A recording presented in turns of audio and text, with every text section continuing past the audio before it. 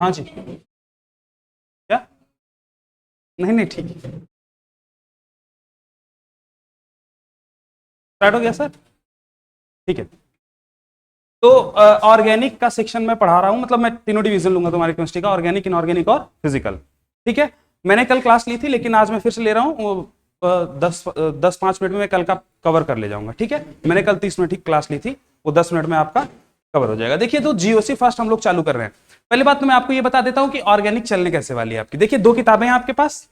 एक में आपकी जो फर्स्ट पार्ट है उसमें फिजिकल प्लस इनऑर्गेनिक है। ओके, जो आपकी पार्ट 2 है, मैं पार्ट 2 कल भी लेके आया था, आज भी आपके लिए लेके आया हूं क्योंकि मुझे यही पढ़ाना है अभी फिलहाल। तो पार्ट 2 जो आपकी किताब है ये कंप्लीटली ऑर्गेनिक की है। ठीक, इसमें आपके कौन कौन से चैप्टर्स हैं मैं पढ़ के बता देता हूं। देखिए, सबसे पहला जो आपका पार्ट है वो है haloalkanes and haloarenes. ठीक है, हेलो एल्किन्स, हेलो एरिन, फिर alcohol, phenol, ethers, then aldehyde, ketones and carboxylic acid. इसके बाद जो आपका नेक्स्ट चैप्टर है वो है अमाइंस। अमाइंस के बाद आएगा आपका बायोमोलिक्यूल्स। ठीक है, तो ये जो आपके टोटल चैप्टर्स हैं, पिछली साल तक इसमें पॉलीमर भी एक चैप्टर हुआ करता था, पता है आपको? पॉलीमर केमिस्ट्री ने जो पॉलीमर केमिस्ट्री है वो भी इसमें रहा करता था ना, लेकिन एक्चुअल में पॉलीमर शायद अब हट चुका है। ठीक, तो ये आपके टोटल चैप्टर्स हैं। अच्छा, ये अभी कह रहे थे बात नहीं करेंगे तुम लोग, फिर चालू हो गया? हाँ? क्या? ठीक है, इधर देखो ध्यान से। तो ये जो आपके चैप्टर्स हैं, मेरा पढ़ाने का सीक्वेंस थोड़ा सा अलग है। ऑर्गेनिक में बच्चा फंस जाता है, फंसने का कारण है क्योंकि ऑर्गेनिक वो पढ़ता ही चैप्टर वाइज है। चैप्टर वाइज का मतलब आप समझ रहे हैं? अमाइंस चालू किया तो अमाइंस का नॉमेनक्लेचर पढ़ा, अमाइंस का रिएक्शन पढ़ा, मतलब सिंथेसिस क्या है, प्रिपरेशन क्या है, प्रॉपर्टीज क्या है ना? अल्कोहल, फिनॉल, ईथर पढ़ा तो अल्कोहल की प्रिपरेशन, अल्कोहल की प्रॉपर्टीज, अल्कोहल का नॉमेनक्लेचर पढ़ा। इससे क्या होता है कि ऑर्गेनिक इतनी वास्ट और हेक्टिक हो जाती है कि उसको समझ ही नहीं आता कि मैं फिर से उसको कहां से पढ़ना चालू करूं, कहां पे खत्म करूं। बात समझ में आ रहा है? सबसे मेजर प्रॉब्लम ऑर्गेनिक की यही है। इसको डील करने का सबसे अच्छा तरीका यह है कि ऑर्गेनिक केमिस्ट्री को हम लोग रिएक्शन वाइज पढ़ें, उसको पार्ट्स में तोड़ दिया जाता है। जो सब पार्ट्स में ऑर्गेनिक को तोड़ा जाता है उसमें जो आप सबसे पहले पढ़ते हैं वो है आईयूपीएसी नॉमेनक्लेचर, देन आप पढ़ते हैं आइसोमेरिज्म, देन आप पढ़ते हैं जीओसी फर्स्ट, जो मैं यहां पे आज आपको पढ़ा रहा हूं, जिसमें आप इलेक्ट्रॉनिक डिस्प्लेसमेंट इफेक्ट्स पढ़ेंगे। इलेक्ट्रॉनिक डिस्प्लेसमेंट इफेक्ट का क्या मतलब है कि कैसे इलेक्ट्रॉन्स मूव होते हैं, ठीक है, उसकी वजह से क्या चेंजेस आते हैं। ठीक है, तो 4 टाइप के इलेक्ट्रॉनिक डिस्प्लेसमेंट इफेक्ट आपको पढ़ने हैं, इंडक्टिव, रेजोनेंस, हाइपर कॉन्जुगेशन और इलेक्ट्रोमैग्नेटिक। क्लियर है? तो ये 4 इफेक्ट मैं आपको इस चैप्टर में डिस्कस करूंगा। फिर आप आ जाएंगे जीओसी पार्ट 2 पर। जीओसी पार्ट 2 में आप पढ़ेंगे रिएक्शन मैकेनिज्म। मैं वहीं पे आपके इस किताब की 80% कहानी जीओसी पार्ट 2 में खत्म कर दूंगा। जो आपके किताब में कहीं लिखा नहीं है चैप्टर कि जीओसी सेकंड या फिर रिएक्शन मैकेनिज्म नाम का कोई चैप्टर आपके में दिया नहीं है, लेकिन जब आपको रिएक्शन का मैकेनिज्म समझ में आएगा, मतलब किस टाइप के रिएक्टेंट में कौन सी रिएक्शन होगी, तो आपको उस चैप्टर में नहीं जाना है, आपको बस वो रिएक्टेंट देख के पकड़ में आ जाएगा कि इसमें मुझे ये रिएक्टेंट दिया है तो मुझे क्या प्रोडक्ट बनाना है। मेरी बात समझ रहे हैं आप? बजाय इसके कि आप हर चैप्टर में अलग अलग चीजें फिर से पढ़ते रहे, लेंदी करते रहे, इससे अच्छा है कि आप उसकी एक प्रॉपर मैकेनिज्म बेस्ड उसकी ओरिएंटेशन को समझें। बात समझ में आ रहा है? तो मैं ऐसे नहीं पढ़ाऊंगा, अल्कोहल पढ़ा रहा हूं तो अल्कोहल की रिएक्शन चल रही है, उसी की सिंथेसिस, उसी की प्रिपरेशन, फिर ईथर की सिंथेसिस। मैंने यही देखा है, यही बच्चे फंसते हैं और बड़ी बड़ी जगह फंसते हैं। यही केस मैंने पिछले साल किया था, मैंने सब डिविजन्स में तोड़ा और वही बच्चों की ऑर्गेनिक अच्छी हो गई। आप लोगों के साथ भी वही कहानी है। सबसे पहले मैं उसको क्या करूंगा, रिएक्शंस की मैकेनिज्म बेस्ड को चैप्टर को चलाऊंगा। आपको मैकेनिज्म समझ में आ गई तो आप चैप्टर पे आएंगे। जब आप चैप्टर पे आएंगे ना, तो आप विश्वास मानिए, अल्कोहल, फिनॉल, ईथर 2 लेक्चर में खत्म होगा, 2 से 3 लेक्चर में। और अल्कोहल, फिनॉल, ईथर अकेले 10 से 12 लेक्चर पढ़ाया जाता है। क्यों पढ़ाया जाता है? क्योंकि चलता रहता है, कथा चल रही है, फिर कथा अगली चालू हो जाएगी, एल्डिहाइड, कीटोन, कार्बोक्सिलिक एसिड की, वो भी चल रही है। अब जब आप पढ़ेंगे ना, आपको ये पता चल जाएगी कि एल्डिहाइड, कीटोन जो है वो न्यूक्लियोफिलिक एडिशन रिएक्शन देते हैं। अब न्यूक्लियोफिलिक एडिशन की क्या मैकेनिज्म है, अगर आपको वो पता है तो कोई भी एल्डिहाइड, कीटोन दे दो, आप उसकी रिएक्शन करवा देंगे। मेरी बात समझ में आ रही है ना आपको? या तो आप अलग अलग एल्डिहाइड लीजिए, सबका रिएक्टेंट याद करिए, प्रोडक्ट याद करिए, या तो आप ये पकड़ लीजिए कि एल्डिहाइड में रिएक्शन प्रोसीड कैसे होती है। 2 तरीके हैं आपके पास, और मैं दूसरे वाले तरीके से पढ़ाना प्रीफर करता हूं। तो मैं हर एक कंपाउंड की अप्रोच बता दूंगा कि वो कौन सी अप्रोच है जिससे वो रिएक्शन देने वाला है। मेरी बात समझ में आ गई? उसके लिए आपको ये चैप्टर पढ़ना बहुत जरूरी है। आपको ये पता रहे कि कौन कौन से इलेक्ट्रॉन मूव कैसे करते हैं, क्योंकि बेसिकली रिएक्टेंट से जब प्रोडक्ट में कन्वर्जन होता है तो कुछ एक्स्ट्रा नहीं होता है, कुछ इलेक्ट्रॉन मूव करके अपनी ओरिएंटेशन बदल लेते हैं। जो पहले रिएक्टेंट थे वो किसमें कन्वर्ट हो जाते हैं? प्रोडक्ट में। तो जब आपको इलेक्ट्रॉन्स की मूवमेंट का अंदाजा हो जाएगा तो बेसिकली आप ये समझ पाएंगे कि आपको जो रिएक्शन दी है उसको चलाना कैसे। इसीलिए हम पहले जीओसी फर्स्ट पढ़ते हैं। इसमें हम लोग पढ़ते हैं इलेक्ट्रॉनिक डिस्प्लेसमेंट इफेक्ट, और 4 टाइप के इलेक्ट्रॉनिक डिस्प्लेसमेंट इफेक्ट बताए गए हैं, इंडक्टिव, रेजोनेंस, हाइपर कॉन्जुगेशन और इलेक्ट्रोमेरिक। मैंने पिछले क्लास में लिखवाया है, तो कल की जो 30 मिनट की क्लास है वो भी लाइव अपलोडेड है ना यूट्यूब पे। तो जो लिखने वाला सेक्शन है आप वहां से कवर करेंगे, मैं पढ़ा के उसको कवर करवा देता हूं, ठीक है, समझा देता हूं क्या क्या पढ़ाया था मैंने। तो मैंने सबसे पहले चालू किया था बच्चों इंडक्टिव इफेक्ट, ठीक है। तो जो सबसे पहले हम पढ़ रहे थे इस चैप्टर में वो है हमारा इंडक्टिव इफेक्ट। देखिए इंडक्टिव इफेक्ट क्या है, यहां पर एक छोटा सा एग्जांपल आप लोगों के सामने मैं रखता हूं। ये एक हाइड्रोकार्बन का स्केलेटन मैंने लिया है। हाइड्रोकार्बन का मतलब क्या है बच्चों, देखिए ऐसा कुछ CH3 CH2 CH2 CH3, ये क्या है बताओ, हाइड्रोकार्बन है। हाइड्रोकार्बन का मतलब इसमें केवल हाइड्रोजन है और कार्बन है। मेरी बात समझ में आ रही है? वहां से मैंने एक स्केलेटन उठाया है और यहां पर केवल रख दिया है। तो इसका मतलब क्या है, एक जो कार्बन एक बॉन्ड बना रहा है उसके 3 बॉन्ड बचे हुए हैं, वो क्या होंगे, हाइड्रोजन होंगे। बोले बात समझ में आ गया? जो कार्बन 2 बॉन्ड बना रहा है उसके पास 2 क्या होंगे, हाइड्रोजन होंगे। वो मैंने दिखाया नहीं लेकिन वहां पर प्रेजेंट है। अब जरा गौर से देखिएगा, ये एक रेफरेंस मॉलिक्यूल है, इसमें मैं कोई भी पोलैरिटी की बात नहीं करता हूं। पोलैरिटी का मतलब क्या है, जैसे यहां पर मैं कार्बन ले लूं उसके साथ एक फ्लोरीन बांध देता हूं, तो जरा सोचिएगा 2 अलग अलग टाइप के लोग हैं तो दोनों की ताकत अलग है। कैसी ताकत, इलेक्ट्रॉनों को खींचने की ताकत। अच्छा, इलेक्ट्रॉनों को खींचने की जो ताकत होती है पीरियोडिक टेबल या फिर केमिस्ट्री में उसको इलेक्ट्रोनेगेटिविटी बोलते हैं। क्या बोलते हैं? तो यहां पर जो कार्बन की इलेक्ट्रोनेगेटिविटी बच्चा वो लगभग 2.4 2.5 के आसपास है, जबकि फ्लोरीन की है 4.0 के आसपास। ठीक है, इसका मतलब किसकी ताकत ज्यादा है, फ्लोरीन की। जो इस बॉन्ड में मौजूद इलेक्ट्रॉन को ज्यादा ताकत से खींचेगा तो बॉन्ड में मौजूद इलेक्ट्रॉन उसकी तरफ आ जाएंगे, तो उसके ऊपर थोड़ा सा नेगेटिव चार्ज आएगा। अच्छा समझिएगा, थोड़ा सा और पूरे से में क्या अंतर है। जैसे मैं कह देता हूं कि कहीं से कंप्लीट इलेक्ट्रॉन आ गया तो पूरा माइनस आएगा। एक माइनस का मतलब क्या है, जैसे मैंने कह दिया कार्बन के ऊपर माइनस है, मतलब उसने कहीं एक इलेक्ट्रॉन पूरा ले लिया है। बात समझ में आ रही है? यहां पर फ्लोरीन को इस बॉन्ड के इलेक्ट्रॉन पूरी तरह से नहीं मिले, थोड़ा सा उसकी तरफ शिफ्ट हुए हैं। शिफ्ट हुए तो आपको क्या दिखाना पड़ेगा, माइनस तो है लेकिन कम है। कम का मतलब पार्शियल माइनस, इसको हम लोग दिखाते हैं इस सिंबल से जिसको बोलते हैं डेल। ऐसा बोलो, बात समझ में आ गई क्या? तो ये डेल माइनस। अच्छा, जितना इधर इसके पास आ गया होगा उतना इस कार्बन से दूर चला गया होगा, तो कार्बन पे क्या दिखाएंगे, डेल। तो क्या इंट्रोड्यूस हो गई, पोलैरिटी। अच्छा सुनिएगा, ये जो कार्बन हाइड्रोजन बॉन्ड है इसमें भी पोलैरिटी रहती है, क्योंकि इन दोनों की ईएन में डिफरेंस है। ये 2.5 है, ये 2.1 है, तो जाहिर सी बात है इसकी ईएन ज्यादा है, ये डेल नेगेटिव होगा और ये डेल पॉजिटिव होगा। लेकिन क्योंकि हम जनरल ऑर्गेनिक केमिस्ट्री के कंपाउंड्स को हाइड्रोकार्बन्स मानते हैं, इसलिए हम लोग इस पोलैरिटी को रेफरेंस मानकर चलते हैं। मतलब हम ये मान लेते हैं कि ये रेफरेंस है। रेफरेंस का मतलब हम ये मानते हैं कि जब भी हम हाइड्रोकार्बन की बात करेंगे तो वहां पर कोई भी पोलैरिटी जैसा शब्द इस्तेमाल नहीं किया जाएगा। बात समझ में आ गई? ठीक है, अब देखिएगा गौर से, मैंने क्या किया है, मैंने इस कार्बन बॉन्ड हाइड्रोजन को बदला है। कार्बन बॉन्ड हाइड्रोजन को मैंने हटाया और यहां पर 2 अलग अलग चीजें इंट्रोड्यूस करवा दी, 1 2 3 4।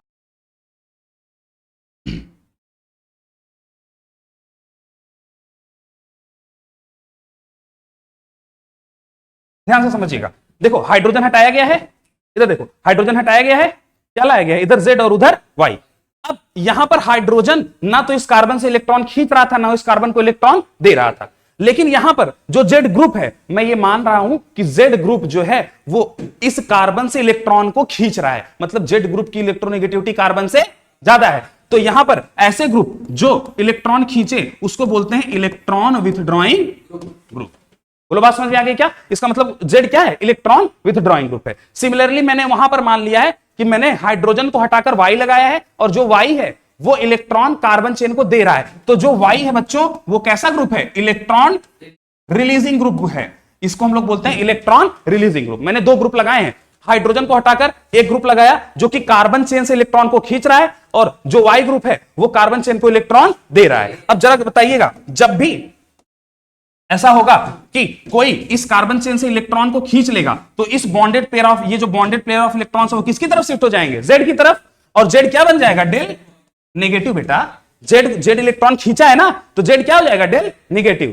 बोलो, बात क्लियर है क्या? अच्छा, जैसे डेल नेगेटिव हुआ इस कार्बन से इलेक्ट्रॉन दूर चले गए तो ये वाला कार्बन क्या हो जाएगा, डेल पॉजिटिव। बोलो, बात समझ में आ गई क्या? पहले ये बॉन्ड क्या था, नॉन पोलर। जैसे ही आपने नॉन पोलर बॉन्ड को हटाकर एक ये पोलर बॉन्ड रख दिया तो ये देखो पोलर बॉन्ड आ चुका है क्या, प्लस माइनस, अरे भाई दो अपोजिट पोल हो गए ना, इधर प्लस है और इधर माइनस है। भाई मेरे ही पैर में फंस जाओगे तुम। ठीक है, देखिए उधर प्लस है इधर माइनस, इसको क्या बोलते हैं? पोल। तो यहां पर क्या इंट्रोड्यूस हो गया? पोल। पोल आ गया। अब जरा गौर से देखिएगा, जैसे ये पॉजिटिव हुआ तो ये इस दोनों बॉन्ड के इलेक्ट्रॉनों को फिर से खींचेगा अपनी तरफ। अरे कोई पॉजिटिव हुआ तो अगर कोई इलेक्ट्रॉन यहां पर पहले से था तो इलेक्ट्रॉन इस पॉजिटिव की तरफ खींचे जाएंगे, और जैसे ही ये इसकी तरफ खींचे जाएंगे तो सोचिएगा इस वाले कार्बन से इलेक्ट्रॉन दूर चले जाएंगे, तो ये वाला भी कार्बन क्या हो जाएगा? बोलो समझ आया क्या? फिर ये वाला पॉजिटिव अगले वाले से खींचेगा तो ये वाला कार्बन भी क्या हो जाएगा? Del positive. बोलो बात समझ में आ गई? अच्छा इधर देखो जरा गौर से, ये जो Y है, Y क्या करेगा? Y क्या करेगा? मैंने आपको बोला है Y इज इलेक्ट्रॉन रिलीजिंग, मतलब ये अंदर की तरफ इलेक्ट्रॉन को पुश करेगा। ठीक है, ए उधर बैठो तुम, दिमाग नहीं खराब हो। इधर देखो, देखो जरा इधर ध्यान से, अब शांति से, थोड़ा टाइम नहीं है अपने पास। देखो Y क्या है? इलेक्ट्रॉन रिलीजिंग ग्रुप है, तो Y इलेक्ट्रॉन को रिलीज करेगा। अगर Y इलेक्ट्रॉन को रिलीज करेगा तो इस बार इलेक्ट्रॉन किसकी तरफ जाएंगे? कार्बन की तरफ। तो कार्बन क्या हो जाएगा? Del negative. और Y क्या हो जाएगा? Y से इलेक्ट्रॉन दूर चले गए तो Y क्या हो जाएगा? Del positive. बोलो बात समझ में आ गई क्या? अच्छा ये डेल नेगेटिव हो गया। अब सोचिए अगर कहीं नेगेटिव है और यहां पर बॉन्डेड पेयर ऑफ इलेक्ट्रॉन्स है तो नेगेटिव की वजह से वो दूर जाएंगे, रिपल्शन होगा ना, तो नेगेटिव की वजह से दूर भागेंगे, तो अगले वाले कार्बन के तरफ इलेक्ट्रॉन जाएगा, तो ये वाला कार्बन भी क्या हो जाएगा? Del negative. फिर ये वाला अगले वाले इलेक्ट्रॉन को पुश करेगा, बॉन्डेड पेयर ऑफ इलेक्ट्रॉन्स को, तो फिर अगला वाला कार्बन भी क्या हो जाएगा? Del negative. जरा गौर से देखिएगा, एक बॉन्ड जो पहले यहां पर नॉन पोलर था, जैसे ही मैंने नॉन पोलर बॉन्ड को हटाकर, देखो इधर बेटा, नॉन पोलर बॉन्ड को हटाकर जैसे मैंने पोलर बॉन्ड इंट्रोड्यूस कर दिया, वैसे ही जो आपके यहां पर हाइड्रोकार्बन स्केलेटन पहले नॉन पोलर था वो अब क्या हो चुका है? देखो पोलैरिटी आ चुकी है। आ चुकी है क्या? मतलब नॉन पोलर बॉन्ड को हटाकर अगर आप एक पोलर बॉन्ड चिपका देंगे तो नॉन पोलर हाइड्रोकार्बन स्केलेटन में भी पोलैरिटी इंड्यूस हो जाएगी। दिख रहा है? यहां भी देखो, यहां भी मैंने नॉन पोलर बॉन्ड को हटाया, ये देखो पोलर बॉन्ड लगाया, और पोलर बॉन्ड लगाने की वजह से यहां पर क्या इंट्रोड्यूस हो गई है? एक पोलैरिटी इंड्यूस हो गई है। दिख रहा है क्या? यहां पर पोलैरिटी इंड्यूस करवाने के इफेक्ट को ही हम लोग बोलते हैं इंडक्टिव इफेक्ट। क्या बोलते हैं? इंडक्टिव। समझ में आया? इंडक्टिव कुछ नहीं है, नॉन पोलर बॉन्ड को हटाकर अगर आप पोलर बॉन्ड लगाएंगे तो पोलर बॉन्ड के बगल वाले बॉन्ड अपने आप पोलर हो जाएंगे। बस समझ में आ गया? इसी इफेक्ट को क्या बोलते हैं? इंडक्टिव। अब जरा देखिए, इंडक्टिव में दो केस आपको देखने को मिल रहे हैं। एक में आपके कार्बन स्केलेटन को, कार्बन स्केलेटन से इलेक्ट्रॉन खींच लिया गया है, तभी तो पॉजिटिव हुआ है। अगर कार्बन स्केलेटन से इलेक्ट्रॉन खींच लिया जाएगा तो ऐसे इफेक्ट को बोलते हैं बच्चा माइनस आई इफेक्ट। कैसा इफेक्ट बोलते हैं? कैसा इफेक्ट बोलते हैं? माइनस का मतलब इतना है कि आपने अपने हाइड्रोकार्बन पार्ट से इलेक्ट्रॉन खींचा है। मेरी बात समझ में आ गई है? और अगर खींचोगे तो जाहिर सी बात है वो पॉजिटिव हो जाएगा। देखो इफेक्ट माइनस है, लेकिन जो हाइड्रोकार्बन पार्ट पर चार्ज आया वो क्या है? प्लस है। तो इससे कंफ्यूज मत हो जाना कि सर अरे भाई ये बॉन्ड नॉन पोलर था ना, तो आपने पोलर रख दिया, प्लस माइनस है ना, तो नॉन पोलर को हटा के पोलर रखा तो पोलैरिटी आ गई ना। अब पोलैरिटी दो टाइप की हो सकती है, एक तो आपका हाइड्रोकार्बन पार्ट से इलेक्ट्रॉन खींचे गए इसलिए क्या बोल दिया? माइनस आई। और अगर आपने ऐसा ग्रुप लगाया जिससे हाइड्रोकार्बन को इलेक्ट्रॉन मिले तो उसको क्या बोल दिया जाता है? प्लस आई।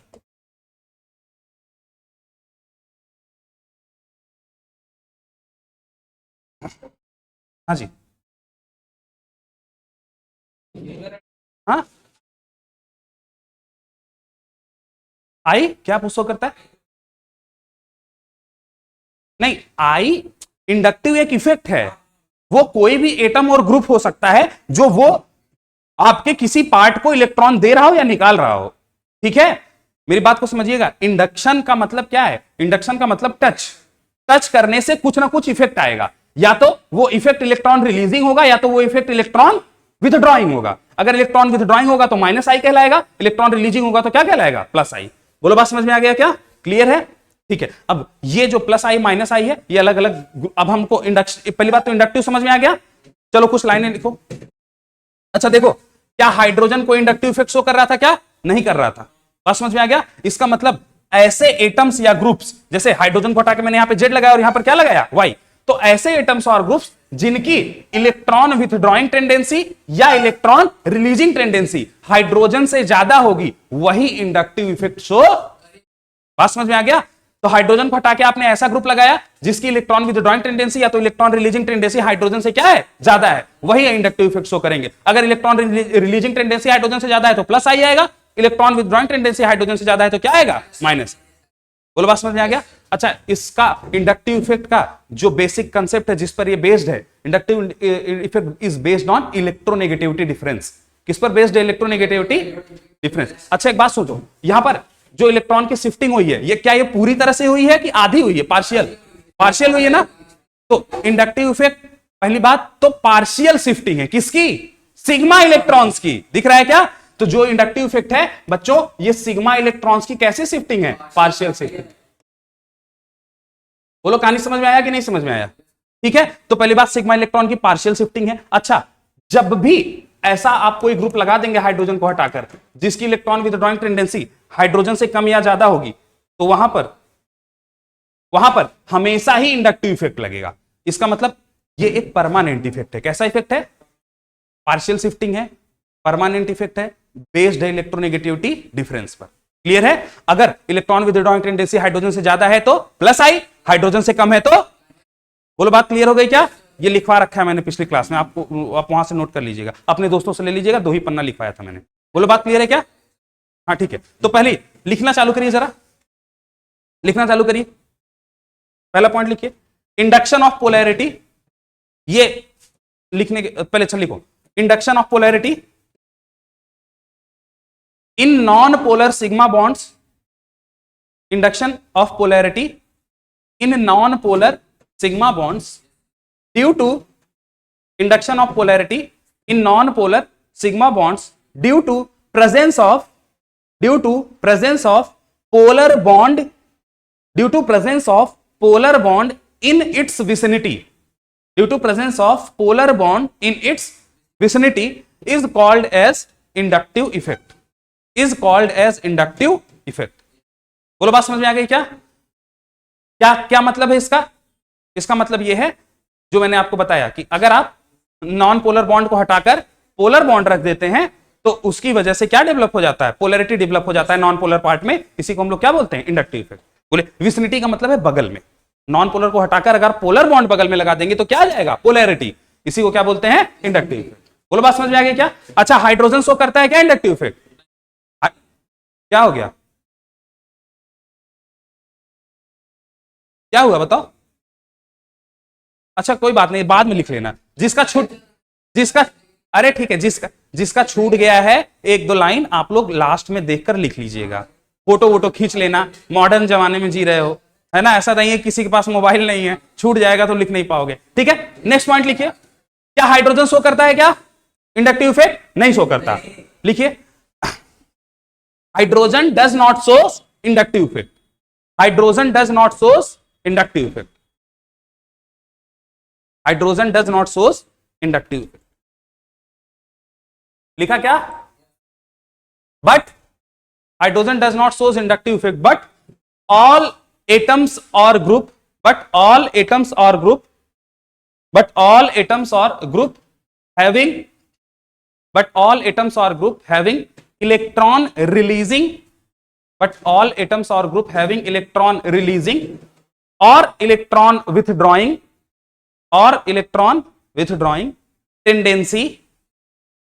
tendency greater than hydrogen shows inductive effect, बोलो बात समझ में आई क्या। Hydrogen does not shows inductive effect but all atoms or group having electron releasing or withdrawing tendency more than hydrogen shows inductive effect। लिखा, shows inductive effect। अगला point लिखिए, depending on electronic nature of group, depending on electronic nature of group, depending on electronic nature of group inductive effect could be of 2 type, inductive effect could be of 2 type।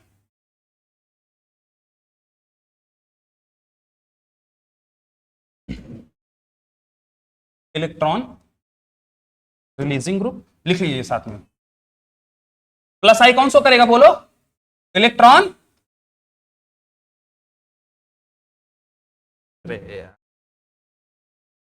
लिख लेना, electron releasing group, electron releasing group. ठीक है क्या? दूसरा minus आई कौन show करेगा? Electron withdrawing. तो group मत जाना, ठीक है। तो जो ग्रुप्स हैं वो इलेक्ट्रॉन रिलीज कर रहे हैं कि इलेक्ट्रॉन विथड्रॉ कर रहे हैं, उसी बेस पर आपका इंडक्टिव इफेक्ट दो टाइप में कैटेगराइज किया, प्लस आई एंड माइनस आई। बोले समझ में आ गया क्या? ठीक है, अगला लिखिए point, I effect. I effect का मतलब अब इंडक्टिव इफेक्ट लिखने की जरूरत नहीं, बार बार आई इफेक्ट से समझ जाओगे ना। इंडक्टिव इफेक्ट की जगह मैं अगर आई इफेक्ट बोल दूंगा, अरे तो अभी खाली इंडक्टिव बोल रहा हूं, मतलब दोनों के लिए एप्लीकेबल। जब मैं आई इफेक्ट बोलूंगा तो उसका मतलब प्लस आई माइनस आई दोनों। अगर मुझे स्पेसिफिक करना होगा तो मैं खुद बोल दूंगा, या तो प्लस आई या तो माइनस आई। ठीक है, लिखो I effect of a group, I effect of a group, I effect of a group depends on distance, depends on distance. I effect of a group depends on distance. With increase in distance, with increase in distance it decreases. I effect of a group depends on distance, with increase in distance it decreases. And practically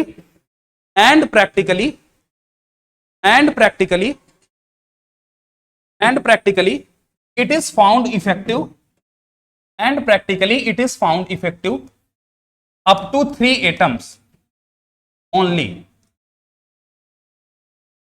and practically it is found effective up to 3 atoms only.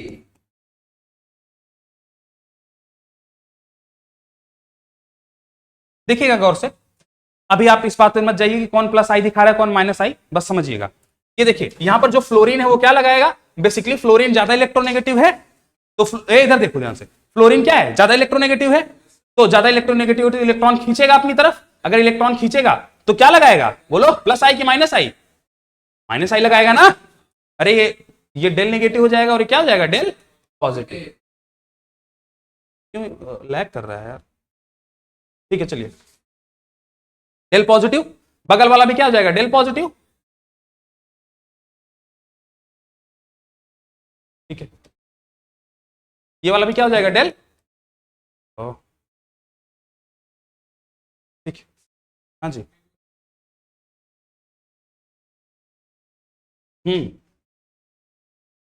बोलो। हाँ attract नहीं करेगा बेटा, हाँ ये खींचेगा तब। देखो तुमको बताता हूं, जैसे ये कार्बन है, ये अगला कार्बन है, तो दोनों में इधर ध्यान दो, दोनों कार्बन है तो बॉन्ड के इलेक्ट्रॉन कहां होंगे, एग्जैक्टली सेंटर पर, दोनों की ताकत बराबर है। लेकिन जैसे आपने कार्बन को हटाकर क्या लगा दिया, फ्लोरीन, तो क्या हो जाएगा, देखिए इधर ध्यान दो, कार्बन को हटाकर अगर तुम फ्लोरीन लगाते हो तो इसकी ताकत ज्यादा है, पहले दोनों की ताकत बराबर थी, अब इसकी ताकत ज्यादा है तो इलेक्ट्रॉन को अपनी तरफ खींचेगा। जब ये अपनी तरफ खींचेगा तो इलेक्ट्रॉन बीच में ना आकर कहां जाएंगे, फ्लोरीन की तरफ आ जाएंगे। इसका मतलब जैसे आपने बोला पॉजिटिव, तो वो खींचकर ये जो बॉन्ड में इलेक्ट्रॉन्स हैं वो सेंटर पे नहीं रहेगा, कहां पे आ जाएगा, उस अगले वाले कार्बन के थोड़ा सा पास। बोलो बात समझ में आई? ठीक है, तो ये कहने का मतलब है, समझ गए भैया विवेक? देखो अब जरा यहां बताना, मैंने आपको क्या बोला कि I effect distance dependent effect है, ये प्रैक्टिकली केवल 3 एटम तक इफेक्टिव माना जाता है। तो अगर मैं इसको C1 कार्बन बोलता हूं, इसको C2, इसको C3, तो जरा बताइएगा सबसे ज्यादा इफेक्ट कहां पर आया होगा, पहले कार्बन पर, दूसरे कार्बन पर इफेक्ट और कम हो गया होगा, और तीसरे कार्बन पर इफेक्ट और कम हो गया होगा। तो सबसे ज्यादा पॉजिटिव चार्ज कहां जनरेट हुआ होगा, पहले कार्बन पर, उससे कम दूसरे कार्बन पर, और उससे भी कम तीसरे कार्बन पर। चौथे कार्बन पर भी ऐसा नहीं है कि चौथे कार्बन पर आया नहीं होगा, इतना कम हो गया होगा कि हम वहां पर इफेक्टिव कंसीडर नहीं करते। तो जरा बताइएगा डेल पॉजिटिव चार्ज कैसे होगा, यहां पर सबसे ज्यादा C1 पर, उससे कम C2 पर, और सबसे कम, सेम कहानी यहां भी होगी। अब ये देखो O माइनस यहां पर प्लस आई शो करता है, इलेक्ट्रॉन रिलीजिंग टेंडेंसी। अब ये कैसे है ये आगे बताऊंगा मैं। तो ये क्या करता है, इलेक्ट्रॉन रिलीजिंग, तो ये क्या हो जाएगा, डेल। बोलो, ये जरा सोचो, ये इलेक्ट्रॉन रिलीज करेगा तो ये क्या हो जाएगा, डेल नेगेटिव। अरे भाई ये सुनो ना, ये पहले से माइनस था महाराज, है ना, तो माइनस तो इलेक्ट्रॉन को पुल करेगा ना, मेरी बात समझ रहे हैं आप? नहीं, इसका नेगेटिव घटेगा। ए सुनो, तुम लोग समझ क्या नहीं पा रहे। अगर मैं इसको न्यूट्रल, कोई ऐसा ग्रुप दे देता जो न्यूट्रल होता, जैसे देखो अगर मैंने बोल दिया y क्या लगा रहा है, प्लस आई, तब तो तुमको समझ में आता है सर y क्या हो जाएगा, ये डेल, ये इसको इलेक्ट्रॉन देगा, ये डेल नेगेटिव, ये भी डेल नेगेटिव, ये भी डेल नेगेटिव, और ये डेल पॉजिटिव, यही तो कहना चाह रहे हैं ना। लेकिन अगर आपने यहां पर सोचिए माइनस वाला ग्रुप लगा दिया, जैसे मैंने O माइनस बोला, तो जैसे जैसे O माइनस का इलेक्ट्रॉन शिफ्ट होगा इसका माइनस चार्ज घटेगा ना। ये भी तो एक तरफ आप यही कह रहे हैं कि माइनस जो इलेक्ट्रॉन की डेंसिटी वो कम हो रही है, पॉजिटिव में भी तो आप यही कह रहे हैं इलेक्ट्रॉन की डेंसिटी कम हो रही है, बस वहां पर न्यूट्रल था तो पॉजिटिव दिख रहा था, निगेटिव है तो आपको वो पॉजिटिव दिख, बोलो बात समझ में आ रही है क्या, क्लियर है। ये जो कंप्लीट माइनस है तो माइनस तो उसका घट ही रहा है ना, अगर न्यूट्रल होता तो माइनस घटने का मतलब वो पॉजिटिव दिखने लगता, लेकिन क्योंकि माइनस है तो माइनस घट रहा है तो आपको पॉजिटिव दिखेगा नहीं, लेकिन उसका चार्ज डेंसिटी क्या हो रहा है, घट रहा है, बोलो समझ आ रहा है। तो ये क्या हो जाएगा, डेल नेगेटिव और डेल नेगेटिव, तो ये ग्रुप क्या शो कर रहा है, बोलिए प्लस आई। मैं भी बताऊंगा कैसे प्लस आई शो कर रहा है, तो जरा देखना फिर से मैं C1 कार्बन, C2 कार्बन और C3 कार्बन, तो अगर आप डेल नेगेटिव चार्ज की बात करेंगे तो सबसे ज्यादा डेल नेगेटिव कहां पे आया होगा, C1 पर, उससे कम C2 पर, उससे कम कहां आएगा, C3 पर। इसको नोट डाउन कर लीजिए जरा, समझ आया ना। डिस्टेंस का मतलब यही है कि जैसे जैसे डिस्टेंस बढ़ेगी आई इफेक्ट घटता जाएगा, और जो चार्जेस होंगे वो भी क्या होते जाएंगे, धीरे धीरे उन चार्जेस की डेंसिटी भी कमजोर होती जाएगी।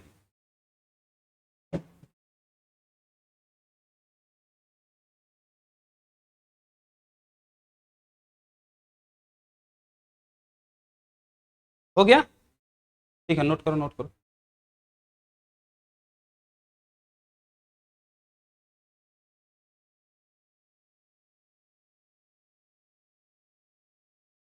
यहां भी आप ऐसे बना लीजिए, सबसे ज्यादा माइनस किस पर आएगा, पहले कार्बन पर, उससे कम दूसरे पर, और तीसरे पर सबसे कम आएगा। थोड़ा राइटिंग को समझ लेना, अच्छा ठीक है क्या।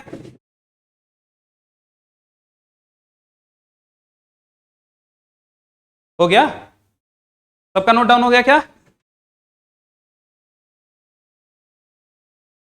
देखिए मैं आपको ऐसे ऐसे पॉइंट्स बताऊंगा ताकि आपके एकदम क्लियर हो जाए। अभी देखो प्लस आई सीरीज माइनस आई सीरीज रटना पड़ता है, रट लेते हैं बच्चे, ये है प्लस आई सीरीज, ये है माइनस आई सीरीज, तुम्हें रटना नहीं होगा, ठीक है, लेकिन समझना। चलो आओ, ये यहां तक हो गया ना नोट, चलो अच्छा ये हो गया सबका, ए भैया ये सबका हो गया। चलो चलिए अब हम एक एक स्टार्ट कर रहे हैं, पहले हम प्लस आई डिस्कस करेंगे, देन हम डिस्कस करेंगे माइनस आई, ठीक है।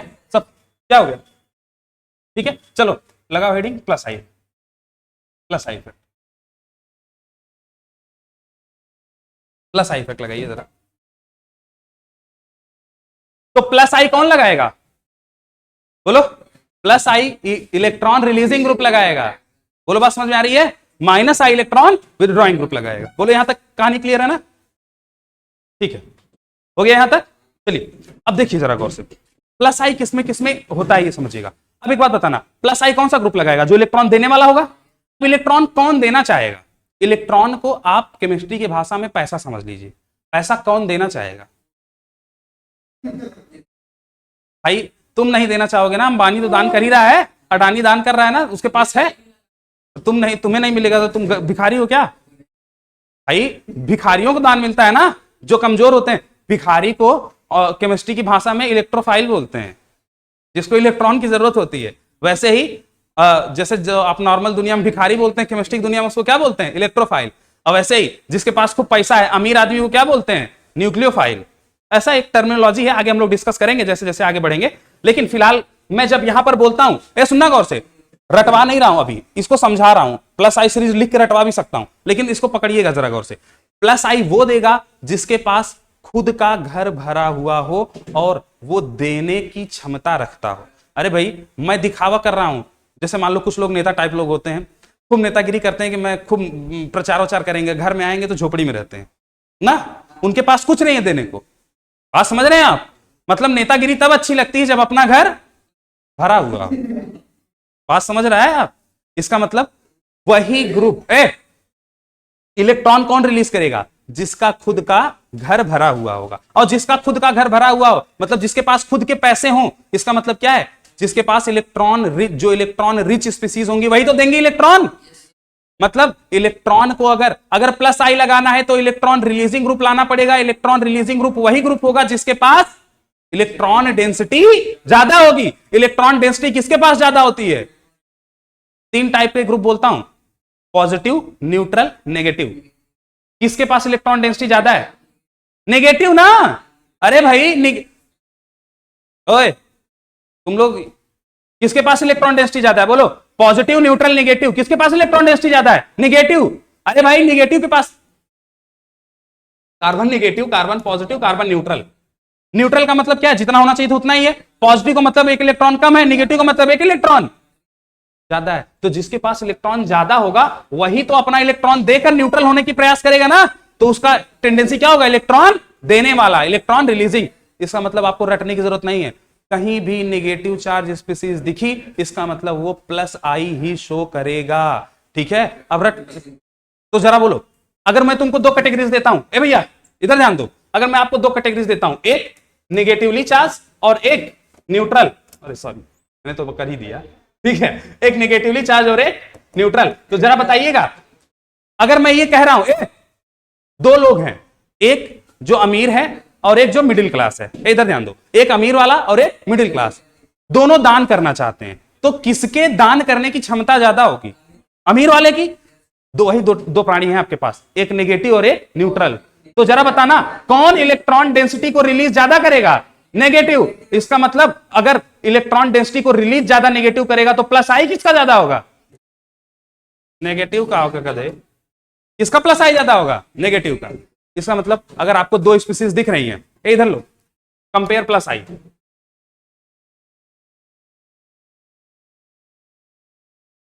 क्वेश्चन लो,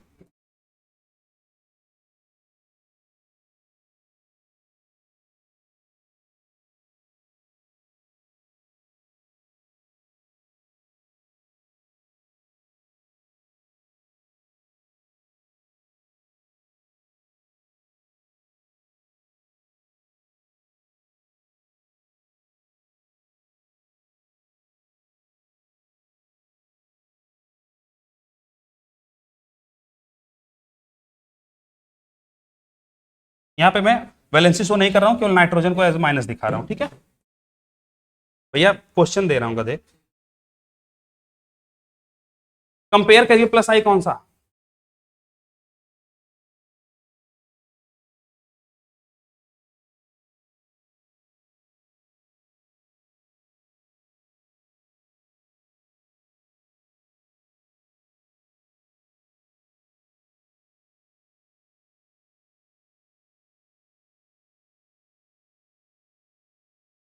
चलो भैया बताओ, प्लस आई देखो, जरा बताओ प्लस आई किसका ज्यादा होगा? मैंने सीधा सीधा क्वेश्चन देख के आपको इतनी बात समझ, ए भैया इधर ध्यान दो यार, तुम लोग क्या करने आए हो दोनों? अभी अपने में बतिया रहे हो, समझ नहीं आएगा। देखो, आपके पास 4 क्वेश्चन है, मैंने बोला कि प्लस आई को कंपेयर करिए, अप्रोच क्या होगी आपकी? तो आप सीधा सीधा अप्रोच लगाइए। देखिए यहां तक की कहानी तो 3 सब में सेम है, ये देखो ना, ये सब में क्या है? सेम है। बदल क्या रहा है? यहां पर O नेगेटिव है, वहां पर NH3 प्लस है, यहां पर N माइनस है और वहां पर OH है। एटम और ग्रुप ही तो बदल रहे हैं। अब आपको यही देखना है कि कौन सा ज्यादा प्लस आई करेगा और कौन सा कम प्लस आई। अब सोच कर बताओ, अगर सब पर चार्ज वार्ज अलग अलग है तो खुद सोच के बताइए कौन सा ज्यादा प्लस आई दिखाएगा? इलेक्ट्रॉन को कौन ज्यादा देगा? जिसके पास इलेक्ट्रॉन ज्यादा होगा। ज्यादा किसके पास होगा? माइनस ज्यादा निगेटिव वाले के पास होगा, उसके बाद उससे कम किसके पास होगा? न्यूट्रल वाले के पास, और सबसे कम किसके पास होगा? पॉजिटिव। तो आप सीधा बहुत देख के बता सकते हैं निगेटिव कौन है, पहला और तीसरा, पहला और तीसरा। तो जरा हिसाब से बताइएगा, पहला कॉमा तीसरा, इधर ध्यान दो, पहला कॉमा तीसरा सबसे आगे होगा प्लस आई के ऑर्डर में, प्लस आई के ऑर्डर में सबसे आगे कौन होगा? पहला कॉमा तीसरा। उससे पीछे कौन होगा? न्यूट्रल। न्यूट्रल का मतलब चौथा। उससे पीछे कौन होगा? इतना समझ आया कि नहीं? पकड़ में आ रहा है कि प्लस आई का ऑर्डर कौन होगा? तो आप ये देख के समझ जा रहे हैं। अच्छा, अब पहले और तीसरे में कौन ज्यादा होगा? तो दोनों माइनस है, दोनों माइनस है, तो बात आती है कि कौन ज्यादा डोनेट कर सकता है? अब भाई दोनों अमीर हैं, लेकिन एक दान करने की इच्छा रखता है और एक दान करने की इच्छा, तो बस वही बात है, ऑक्सीजन और नाइट्रोजन दोनों के पास नेगेटिव है, तो अब इलेक्ट्रॉन देने की ताकत कोई क्या बोलते हैं? इलेक्ट्रोनेगेटिविटी। तो जिसकी इलेक्ट्रोनेगेटिविटी ज्यादा होगी वो कम देगा। तो ऑक्सीजन और नाइट्रोजन में इलेक्ट्रोनेगेटिविटी किसकी ज्यादा होती है? ऑक्सीजन की। मतलब ऑक्सीजन कम देगा और नाइट्रोजन इसका मतलब तीसरे को तो करिए सबसे आगे, पहले को करिए उससे पीछे, चौथे को करिए उसके बाद और दूसरे को करिए सबसे पीछे। ये हो गया आपका आंसर। बोलो बात समझ में आया कि नहीं? तो तीसरे और पहले में आपने कैसे कंपेयर किया? इलेक्ट्रोनेगेटिविटी से। बात समझ में आया? तीसरे और चौथे में कैसे कंपैरिजन किया? इलेक्ट्रोनेगेटिविटी से। अच्छा, उसके बाद अब यहां पर देखो इन दोनों में कैसे कंपेयर हुआ था? पहले और चौथे में चार्ज के बेसिस पर, चार्ज के बेसिस पर कंपेयर किया था ना। सेम कहानी यहां भी है, यहां भी आपने चार्ज के ही बेसिस पर कंपेयर किया था तीसरे को। ठीक है, यहां भी कंपेरिजन सेम किस पे था? चार्ज पर। क्लियर हो गया बात? ये क्या थे? ये दोनों, ये नेगेटिव चार्ज थे, ये न्यूट्रल था, और ये कैसा चार्ज था? पॉजिटिव। ठीक है, दोनों नेगेटिव में मैंने कैसे कंपेरिजन कर लिया? ईएम के बेसिस। उतार लीजिए इसको अगर आपको नोट करना हो, कुछ समझ में आ रहा हो तब उतारोगे। हाँ, पहले देखो, पहले ये ऑप्शन लिखो, कंपेयर प्लस आई, पहला, दूसरा, तीसरा और चौथा। पहले क्वेश्चन लिखो, उसके बाद उसका सोल्यूशन लिखिए। समझ में आ गया ना कौन कैसे ऑर्डर में है? ये बात क्लियर हो गई आपको? मैं बहुत अच्छे अच्छे क्वेश्चंस लेकर आया हूं। हाँ, तो ऑक्सीजन की इलेक्ट्रोनेगेटिविटी ज्यादा, मतलब वो कम देना चाह रहे हैं ना। इलेक्ट्रोनेगेटिव का क्या मतलब है? इलेक्ट्रोनेगेटिव का मतलब है कि वो अपने पास इलेक्ट्रॉन खींच के रखना चाह रहा है, तो देना कम चाह रहा है। नाइट्रोजन की इलेक्ट्रोनेगेटिविटी ऑक्सीजन से क्या है? कम है। अगर नाइट्रोजन की इलेक्ट्रोनेगेटिविटी कम है तो वो क्या चाह रहा है? इलेक्ट्रॉन रखना तो चाह रहा है, लेकिन ऑक्सीजन से कम रखना चाह रहा है, तो देना ज्यादा चाह रहा है। इसलिए नाइट्रोजन को कर दिया आगे, ऑक्सीजन को कर दिया पीछे। आया समझ? यहां पे लिख दे रहा हूं भैया, तुम लोग समझ नहीं पाओगे। ऑक्सीजन से ज्यादा क्या है? नाइट्रोजन की क्या? इलेक्ट्रोनेगेटिविटी। जिसकी इलेक्ट्रोनेगेटिविटी ज्यादा है उसकी डोनेटिंग टेंडेंसी कम, इसलिए ऑक्सीजन की डोनेटिंग टेंडेंसी नाइट्रोजन से कम हो गई। नाइट्रोजन की ज्यादा है तो तीसरा आगे और पहला पीछे। समझ आया? सर बोलो भैया, सबको समझ आ गया? ठीक है, लिखो, नोट कर लो।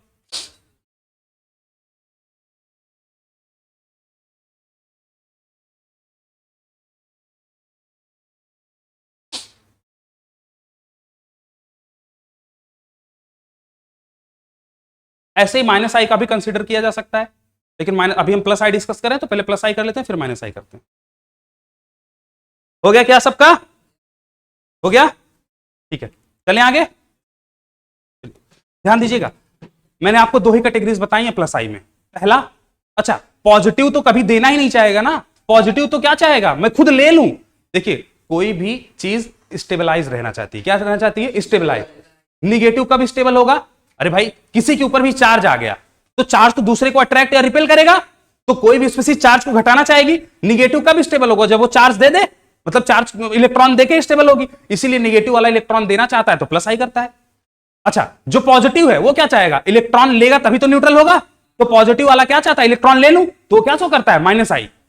मेरी बात को समझ पा रहे हैं आप? तो नेगेटिव वाला तो आपकी इनबिल्ड टेंडेंसी है कि वो क्या सो करेगा? प्लस आई। देखिए, तो आपके पास बहुत आएगी तो दो कैटेगरी आएगी प्लस आई की, एक नेगेटिव और दूसरा न्यूट्रल। नेगेटिव और न्यूट्रल। क्या पॉजिटिव वाला प्लस आई शो करेगा? क्या नहीं करेगा भाई, उसकी तो टेंडेंसी इलेक्ट्रॉन खींचने की है ना, वो तो देना चाह ही नहीं रहा है। तो आपके पास केवल दो कैटेगरीज हैं बच्चों प्लस आई में।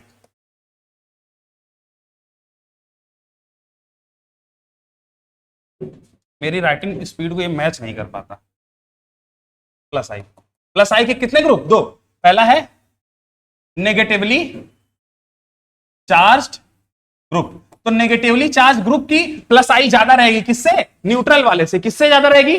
अब सुनिएगा, न्यूट्रल, इधर ध्यान दो, न्यूट्रल में saturated hydrocarbons he plus I show करते हैं। मैंने क्या बोला? न्यूट्रल में saturated hydrocarbons he plus I show करते हैं। कैसे? देखो इधर, ये क्या है?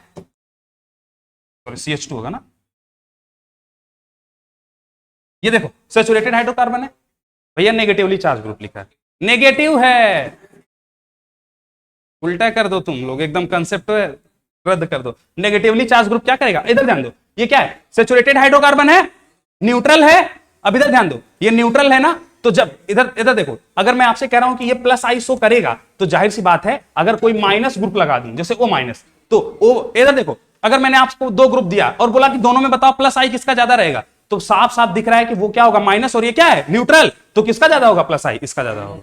बोली बात समझ में आ रही है क्या? अच्छा ठीक है, इधर देखो तुमको आप कौन कहेंगे कि सर आपको कैसे पता चला कि ये प्लस आई ही शो करता है? तो देखिए ये क्या है, सैचुरेटेड हाइड्रोकार्बन है, CH3 है। मैं यहां पर इसको जस्ट हटाकर यहां पर एक हाइड्रोजन हटाकर यहां पर क्लोरीन लगा देता हूं। देखो इधर, अब क्लोरीन क्या है, ज्यादा इलेक्ट्रोनेगेटिव है ना, ज्यादा इलेक्ट्रोनेगेटिव है, तो डेल नेगेटिव हो जाएगा, इलेक्ट्रॉन को खींच लेगा। ये क्या हो गया यहां पर डेल पॉजिटिव। तो क्या कैसा इफेक्ट आ रहा है क्लोरीन का, क्लोरीन यहां से इलेक्ट्रॉन खींच रहा है, तो क्लोरीन माइनस आई शो कर रहा है ना। अगर क्लोरीन माइनस आई शो कर रहा है तो ये भी तो इलेक्ट्रॉन दे रहा है। अरे भाई ये इलेक्ट्रॉन दे रहा है तभी तो ये ले रहा है, ये इलेक्ट्रॉन दे रहा है, इसका मतलब इसका कैसा इफेक्ट आएगा?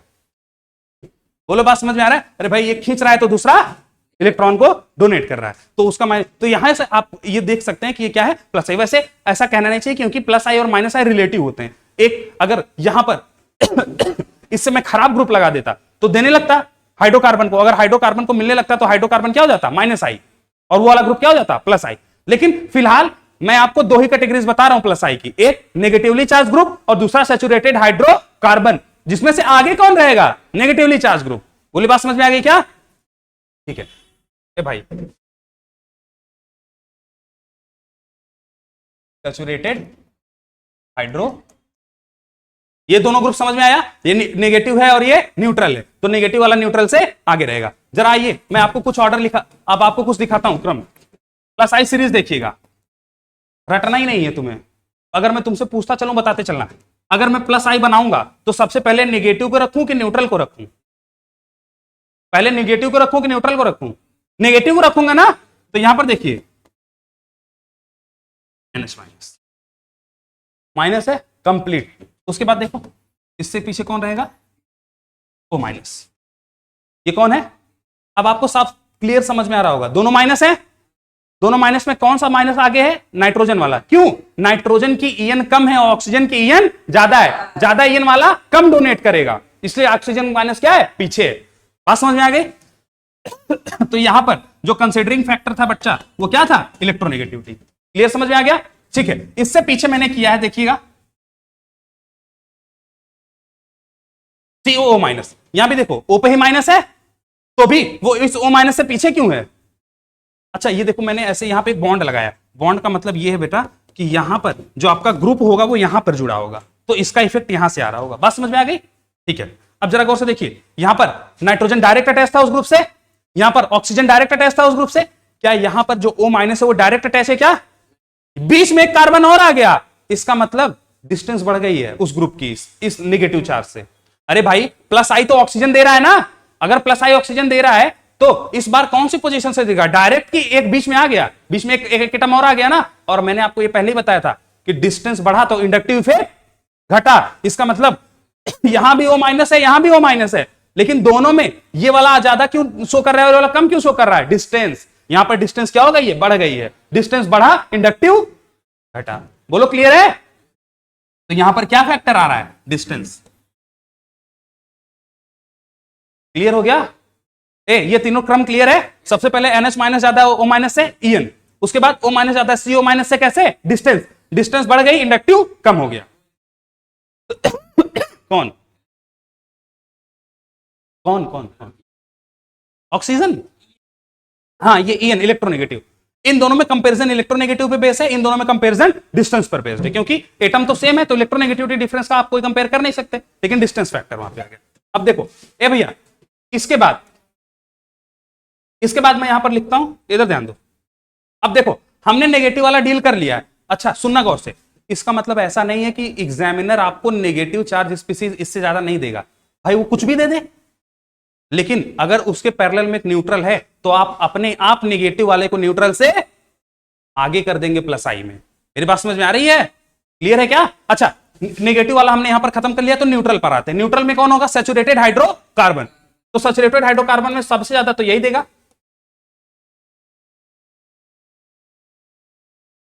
इधर देखो, इसको ऐसे कर देता हूं छोटा तो थोड़ा तुम्हें और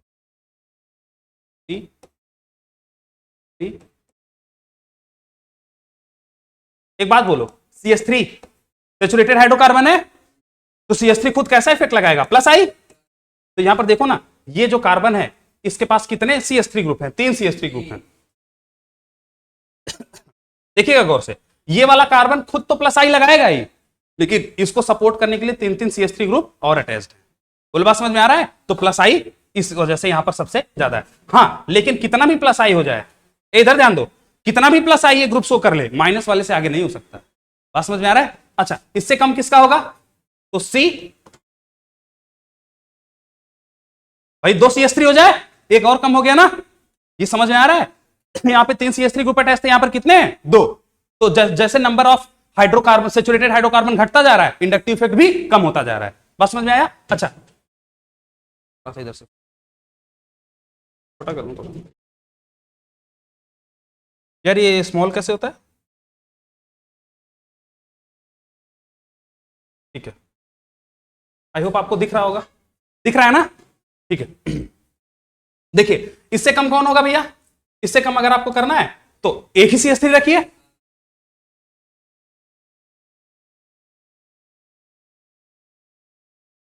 तो ऐसे ऐसे कर दो इसको, CH2, यही तो होगा ना, एक कार्बन मतलब CH2 CH3, यहां से ऐसे डायरेक्ट। ठीक है क्या? ठीक, इसके बाद बोलो, खत्म। CD3 बेटा कार्बन का हाइड्रोजन का आइसोटोप है, ड्यूटेरियम। थोड़ा छोटा जगह कम है, मैं इसको थोड़ा छोटे में लिख रहा हूं, आप लोग लिख लीजिएगा, CH2 CH3। अब इसके बाद CH3 आना चाहिए था ना, एक ही तो बचा था आपके पास। अब आप एक कार्बन पे आ जाते तो CH3 हो जाता, लेकिन CH3 से ज्यादा होता है CD3 का, और CD3 के बाद आता है CH।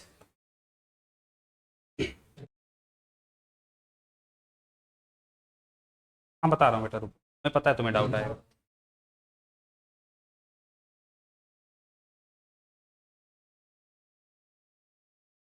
देखो, एकदम क्लियर करता हूं तुमको, इधर देखो, प्लस आई सीरीज एकदम क्लियर हो जानी चाहिए। सबसे पहले कौन आएगा? माइनस निगेटिवली चार्ज, उसके बाद कौन आएगा? न्यूट्रल। न्यूट्रल में किसकी बात होगी? सैचुरेटेड हाइड्रोकार्बन की। तो प्लस आई शो करने वाले दो ही ग्रुप्स हैं आपके पास, negatively charge atom and saturated hydrocarbon. Negatively charge का ज्यादा होगा, सैचुरेटेड हाइड्रोकार्बन का कम होगा। नेगेटिव चार्ज में सबसे ज्यादा NH माइनस, फिर O माइनस, फिर CO माइनस। देन आपका सैचुरेटेड हाइड्रोकार्बन में हाइड्रोकार्बन का काउंट जैसे जैसे घटता जाएगा, प्लस आई कम होता जाएगा। लास्ट में आपके एक लाइन वहां पे लिखा हुआ, आपको डाउट उसी में आ रहा होगा, CD3 का ज्यादा है और CH3 का कम है। अब देखना, ये क्या है? हाइड्रोजन है, 1H1। इधर ध्यान दो, ये मैंने लिखा है यहां पर 1H1। 1H1 का मतलब है हाइड्रोजन ना। क्या हो गया भाई, मैं इसी में फंस जा रहा हूं। ठीक, ठीक है, इधर ध्यान दो, ये क्या है? हाइड्रोजन। अब हम लोग एक एक आपने शायद टर्म सुना हो, आइसोटोप। सुना है? आइसोटोप, आइसोबार सुना है? क्या होता है आइसोटोप? आइसोटोप, बोलो बोलो बोलो। डिफरेंट एटॉमिक, और क्या सेम हो? हाँ हाँ, एक मिनट, सब अलग अलग बोलो। हाँ जी, आप सेम, इसका वाला सेम, तुम दोनों का सेम। ठीक है, उसने सही बोला, बोल उल्टा बोल दिया। अब सुनो, तुम लोग को एक सरल टेक्निक बता देता हूं। देखो, आइसोटोप, टोप से टोपी, तो टोपी कहां पड़ी जाती है? सर पर। तो जिसका टोपी उल्टा, जिसका टोपी डिफरेंस हो, वो क्या होता है? आइसोटोप। टोपी मतलब ऊपर वाला, ऊपर कौन लिखा जाता है? मास। आइसोटोप मतलब टोपी अलग हो, टोपी अलग हो मतलब मास अलग हो, ऊपर जो लिखा जाता है ये, उसको क्या बोलते हैं? आइसोटोप। पार मतलब नीचे बेस, तो जिसका बेस अलग हो, बेस में कौन लिखा जाता है? Atomic number. अब समझ जाओगे, अब नहीं गलत होना चाहिए। टोप मतलब टोपी, टोपी मतलब ऊपर। आइसो उस ऊपर कौन लिखा जाता है? मास, तो मास डिफरेंट है। आइसोबार बेस, बेस मतलब एटॉमिक नंबर, तो एटॉमिक नंबर डिफरेंट है। अब गलत नहीं होना चाहिए, isotope isobar. Isotope isobar isodiaphers होता है, वो हम पढ़ाएंगे, एटॉमिक नंबर। अभी अभी मत तुम उसमें ले जाओ, मुझे जो पढ़ा रहा हूं वो पढ़ाने दो। ये 1s1 है। हाइड्रोजन के 3 आइसोटोप होते हैं, एक होता है आपका नॉर्मल हाइड्रोजन, दूसरा होता है ड्यूटेरियम, और तीसरा होता है ट्रिटियम। ठीक है, 1s1 ये हाइड्रोजन हो गया आपका। जो आप लिखते हैं, ध्यान दो, आप अगर लिख देंगे 1H2, देखो टोपी अलग हो गई ना, एटॉमिक मास अलग हो गया, इसी को आप बोलते हैं बेटा ड्यूटेरियम। यही है आपका क्या? ड्यूटेरियम। अगर आप इसको लिख देंगे 1H3, तो यही हो जाएगा आपका ट्रिटियम।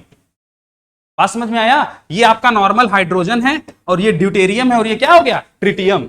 और यहां पर जो डी लिखा गया वो कुछ और नहीं है, यही ड्यूटेरियम है। बोलो बात समझ में आया? सबका एटॉमिक नंबर सेम है, एटॉमिक नंबर सबका सेम है, 1 1 और 1। अंतर किसमें है? एटॉमिक मास में। अच्छा, एटॉमिक नंबर सेम होने का मतलब इलेक्ट्रॉन और प्रोटॉन का काउंट वही है। हाइड्रोजन में भी इलेक्ट्रॉन प्रोटॉन वही है, इसमें भी इलेक्ट्रॉन प्रोटॉन वही है, क्योंकि एटॉमिक नंबर से ही हम लोग इलेक्ट्रॉन प्रोटॉन का आइडिया निकालते हैं। Same electron proton, same electron proton and same electron proton. Difference कहां पे आया है? न्यूट्रॉन के नंबर में। देखिएगा एक्स ए जेड, अगर आपका कुछ ऐसा लिखा हुआ है, ये क्या है आपका एटॉमिक नंबर, ये क्या है आपका मास नंबर। तो इलेक्ट्रॉन और प्रोटॉन अगर आपको निकालना है तो वो आप उसके ए से डिसाइड कर सकते हैं, मतलब एटॉमिक नंबर से। लेकिन अगर आपको न्यूट्रॉन बताना है तो न्यूट्रॉन कैसे पता चलेगा? न्यूट्रॉन पता चलता है बेटा Z माइनस ए से। Z माइनस मतलब ऊपर से नीचे को घटाओगे तो न्यूट्रॉन का काउंट आ जाएगा। यहां पे 1 1 है हाइड्रोजन में, न्यूट्रॉन कितना हो जाएगा? 1 माइनस 1 0। 1 माइनस 1 क्या हो गया? इसका मतलब हाइड्रोजन में एक भी न्यूट्रॉन नहीं। इसमें ड्यूटेरियम में, ट्रिटियम में 2। तो जरा बोलो, जैसे आप हाइड्रोजन से ड्यूटेरियम में आए, क्या बढ़ गया? प्रोटॉन का काउंट। न्यूट्रॉन और इलेक्ट्रॉन वही हैं। बात समझ में आया? अच्छा एक बात बोलो, क्या हुआ? तो वही तो बोला, न्यूट्रॉन बढ़ गया, इलेक्ट्रॉन प्रोटॉन वही है, और क्या बोला? मैंने बोला इलेक्ट्रॉन प्रोटॉन वही है, न्यूट्रॉन का काउंट बढ़ा है। ए भाई समझ आ गया? यहां पर न्यूट्रॉन कितने हैं? सुनो, यहां से यहां पर क्या आ गया? न्यूट्रॉन बढ़ गया है। बात समझ में आया? अब एक बात सुनिएगा, ओए इधर ध्यान दो, सुनना। अगर मैं आपका एक एटम का स्ट्रक्चर बनाता हूं तो ये होता है आपका न्यूक्लियस, ठीक है। न्यूक्लियस में होता है बच्चों, न्यूक्लियस में पाया जाता है न्यूट्रॉन प्लस प्रोटॉन। न्यूक्लियस में आपके क्या होता है? न्यूट्रॉन और जिसके न्यूट्रॉन और प्रोटॉन कम होंगे उसका न्यूक्लियस का साइज छोटा रहेगा, जिसका न्यूट्रॉन और प्रोटॉन ज्यादा रहेगा उसके न्यूक्लियस का साइज बड़ा रहेगा। अच्छा, प्रोटॉन न्यूक्लियस में तो केवल एक ही चार्ज स्पीसीज होता है प्रोटॉन, तो न्यूक्लियस का चार्ज कैसा होगा? पॉजिटिव। अरे इधर ध्यान दे लो भाई, अभी कहोगे ये ना तुम धूड़ डालना समझ नहीं पाओगे, तुमको सही नहीं समझ। मैं कितना डिटेल में जाकर उसको समझा रहा हूं, तुमको समझ में नहीं आ रहा है कितना एक पॉइंट। तो क्यों, क्या रीजन है? मैं आपको इसको सीधा रटवा दूं, लेकिन रीजन मैं बताना चाह रहा हूं क्योंकि तुमको क्लियर रहेगा जिंदगी भर की है ऐसा क्यों है, नहीं तुम डाउट में ही रहोगे। देखो जब, तो यहां पर जैसे जैसे अगर न्यूट्रॉन और प्रोटॉन बढ़ेंगे न्यूक्लियस का साइज बढ़ता जाएगा। मतलब अगर मैं हाइड्रोजन की बात करूं तो हाइड्रोजन का अगर ऐसा एटम है और न्यूक्लियस ऐसा है तो ड्यूटेरियम में एटम का साइज तो वही होगा लेकिन न्यूक्लियस का साइज बड़ा, और ट्रिटियम में न्यूक्लियस का साइज, ये पकड़ पा रहे हो कि नहीं पकड़ पा रहे हो कहानी? तो डी लिखने से क्या फर्क पड़ गया? डी लिखने से, यहां देखो दोनों में अंतर किसका है? एच और डी का ही तो है। तो जो आपने डी लिखा, डी का मतलब बच्चों कि न्यूक्लियस का जो साइज है वो क्या हो गया? बढ़ गया है। न्यूक्लियस का साइज क्या हो गया है? बड़ा हो गया है। मेरी बात समझ में आ गई? अब देखो इधर ध्यान दो, जिसके न्यूक्लियस का साइज बड़ा है, अच्छा न्यूक्लियस पे केवल कौन सा चार्ज होता है? पॉजिटिव। तो जिसके पास बड़े साइज में पॉजिटिव चार्ज होगा तो पॉजिटिव चार्ज ज्यादा फैला होगा, और छोटे साइज में पॉजिटिव चार्ज होगा तो पॉजिटिव चार्ज तो उतना ही है लेकिन एक बड़े जगह में हो एक छोटे जगह में है। बड़े जगह में पॉजिटिव चार्ज फैला हुआ होगा, छोटे जगह में पॉजिटिव चार्ज कम दूरी पर होगा। अच्छा, जहां पर पॉजिटिव चार्ज कंसंट्रेटेड है वो नेगेटिव चार्ज को अट्रैक्ट करके रखेगा, और जहां पर पॉजिटिव चार्ज फैला हुआ चार्ज ज्यादा अट्रैक्ट नहीं कर पाएगा। मेरी बात समझ पे आ रहे हैं आपको? इसका मतलब जिसके छोटे साइज में पॉजिटिव चार्ज है वो बाहर वाले इलेक्ट्रॉन पे ज्यादा ताकत से अट्रैक्शन दिखाएगा, जिसका बड़ा साइज पर पॉजिटिव चार्ज है वो बाहर वाले इलेक्ट्रॉन पे अट्रैक्शन कम दिखाएगा। इधर ध्यान दो, तो किस में इलेक्ट्रॉन ज्यादा ताकत से अट्रैक्टेड है? हाइड्रोजन में कि ड्यूटेरियम में? हाइड्रोजन में। क्यों? देखो हाइड्रोजन का न्यूक्लियस छोटा है, पॉजिटिव चार्ज ज्यादा डेंस है तो वो बाहर वाले इलेक्ट्रॉन को ज्यादा ताकत से खींच रहा है। ड्यूटेरियम का न्यूक्लियस बड़ा है तो पॉजिटिव चार्ज की डेंसिटी कम है तो वो बाहर वाले इलेक्ट्रॉन को कम ताकत से खींच रहा है। तो कहां पर इलेक्ट्रॉन ज्यादा ताकत से खींचे जा रहे हैं? हाइड्रोजन में। बात समझ में आई? और अगर आप इलेक्ट्रॉन देने की बात कर रहे हैं तो जिसका इलेक्ट्रॉन कम ताकत से खींचा जाएगा वही तो ज्यादा दे पाएगा। नहीं आया समझ? जिसका इलेक्ट्रॉन, अरे नहीं आया समझ, जिसका इलेक्ट्रॉन कम ताकत से खींचा जाएगा वही वाला ज्यादा तेजी से इलेक्ट्रॉन को रिलीज कर पाएगा। अगर मैं तुमको पकड़ ज्यादा ताकत से लूंगा तो तुम भाग पाओगे? नहीं भाग पाओगे। तो सोचो, इधर ध्यान दो, हाइड्रोजन ने ज्यादा ताकत से पकड़ रखा है तो इलेक्ट्रॉन रिलीज कर पाएगा, तो प्लस आई कम दिखाएगा, जबकि ड्यूटेरियम उसका ड्यूटेरियम क्या कर रहा है, कम ताकत से पकड़ा हुआ है, तो वहां से इलेक्ट्रॉन निकल आसानी से जाएगा, इसलिए ड्यूटेरियम की रिलीजिंग टेंडेंसी ज्यादा है किससे। अब आया समझ में कि नहीं समझ में? एकदम अब एकदम फैक्ट एकदम फटाक से इसको क्लियर कर देता हूं, इतना कहानी क्या लिखा हूं, देखो सुनना। हाइड्रोजन और ड्यूटेरियम आइसोटोप्स हैं।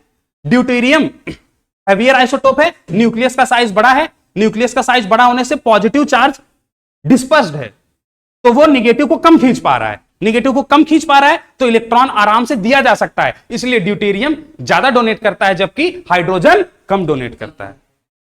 बात समझ में आया? तो यहां पर बना देता हूं। हाँ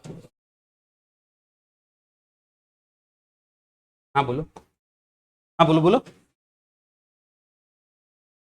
सीएच, हाँ तो हो सकता था वो और आगे आ जाता। तो ये देखो, ये CD3 है, इससे पीछे कौन है, CH3। कारण क्या है बोलो? कारण है बेटा क्योंकि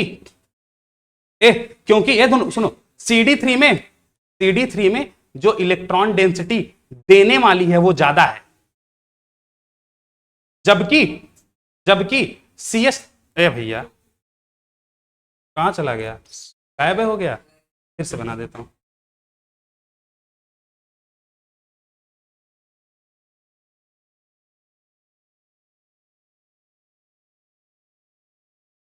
थोड़ा बना लीजिएगा इसको, है ना। देखो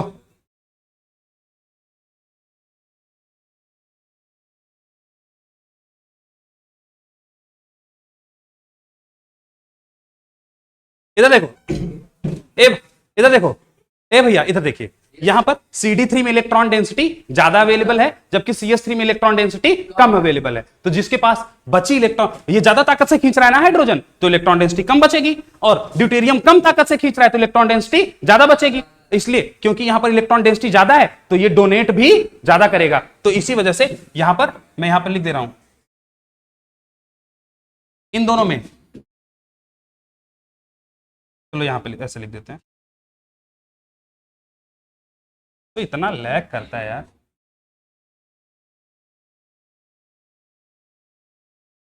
देखिए यहां पर क्या है, हाई इलेक्ट्रॉन डेंसिटी, और यहां पर क्या है, लो इलेक्ट्रॉन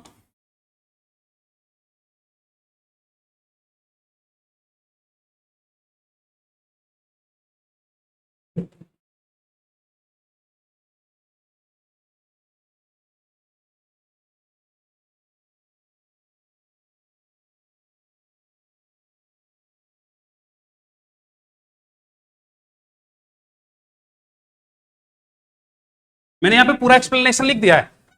देखो CD3 में हाई इलेक्ट्रॉन डेंसिटी है, क्योंकि न्यूक्लियस का साइज क्या है, बड़ा है, जिसकी वजह से पॉजिटिव चार्ज का less positive charge attraction, positive charge का अट्रैक्शन क्या है, कम हो जा रहा है। बात समझ में आ गया क्या? अब तो ये रीजन समझ में आ जाएगा ना। यहां पर लो इलेक्ट्रॉन डेंसिटी है, लो इलेक्ट्रॉन डेंसिटी कम क्यों है, क्योंकि न्यूक्लियस का साइज छोटा है।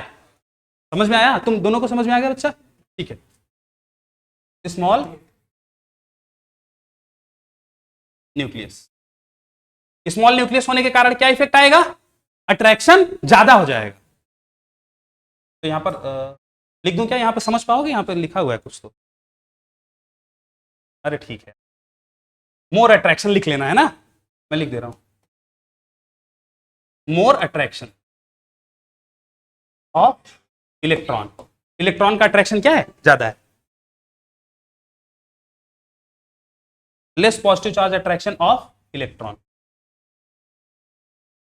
तो एकदम कहानी क्लियर होनी चाहिए। CD3 में क्योंकि CD3 का न्यूक्लियस बड़ा है, पॉजिटिव चार्ज अट्रैक्ट ज्यादा ताकत से कर रहा है, इस वजह से सॉरी CH3 का न्यूक्लियस छोटा है, पॉजिटिव चार्ज को ज्यादा ताकत से अट्रैक्ट कर रहा है, इसलिए इलेक्ट्रॉन डेंसिटी कम है, जबकि वही उल्टा हो गया है CD3 में, वहां पे इलेक्ट्रॉन डेंसिटी ज्यादा है, तो जिसकी इलेक्ट्रॉन डेंसिटी ज्यादा है उसकी डोनेटिंग टेंडेंसी भी ज्यादा होगी।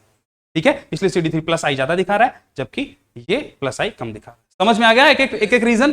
कोई डाउट? रटना तो नहीं पड़ेगा ना, एक एक चीज क्लियर है, और घर जाके प्लस आई रटने मत लगना कि सर रट लेते हैं फटाफट, सीरीज एकदम क्लियर रहना। नेगेटिव चार्ज और न्यूट्रल दिखे तो नेगेटिव का सबसे ज्यादा, न्यूट्रल का उससे कम, और पॉजिटिव आ जाए तो सबसे कम, कोई बात नहीं, उठा लो। ठीक है, देखिए कल आपकी फिजिक्स की क्लास लगेगी। हाँ लिखो, कल मेरी क्लास की जगह फिजिक्स की क्लास लगेगी। मैं नहीं पढ़ाऊंगा, फिजिक्स की क्लास लगेगी, मैं ही सब पढ़ा दूंगा। ठीक है, ए अच्छा, ठीक है, सब समझ में आ गया ना एक एक चीज, कोई डाउट? ठीक है, तो इंडक्टिव,